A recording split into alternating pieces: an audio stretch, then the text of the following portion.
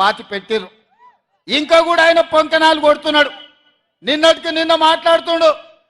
ఈ పొంకనాలు ఆయన ఏం మాట్లాడిండు? ఆయన పిట్టల ద్వారా నాతో 20 మంది ఎమ్మెల్యేలు టచ్లో ఉండ్రు, సిట్కే కొడుతూ వస్తారని. సిట్కే కాదు, మిద్దెకి డప్పు కొట్టు బిడ్డ, నీ దగ్గర ఉన్నోళ్ళు కూడా ఎవడన్నా ఉంటాడేమో చూద్దాం.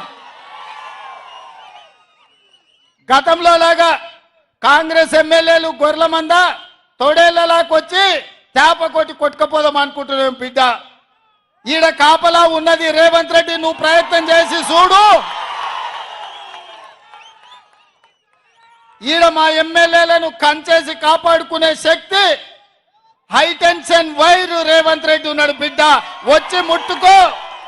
కరెంటు తీగ మీద కాకి కరెంటు కొడితే ఎట్లా కర్రెగా సస్తదో, నువ్వు కాంగ్రెస్ వైపు చూస్తే నీ సంగతి గట్లనే అవుతుంది.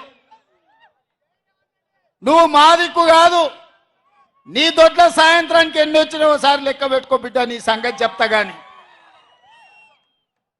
100 రోజులు కాలే, 100 రోజుల్లో ఆడబిడ్డలకు ఆర్టీసీలో బస్సు ఉచితంగా ఇచ్చినాం.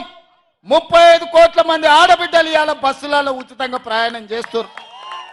100 రోజులు కాలేదు, ఆరోగ్యశ్రీ పథకం ద్వారా 10 లక్షల రూపాయలు ఉచితంగా మహిళలు ఇవాళ అన్ని కుటుంబాలకు ఆరోగ్యాన్ని అందించినాం.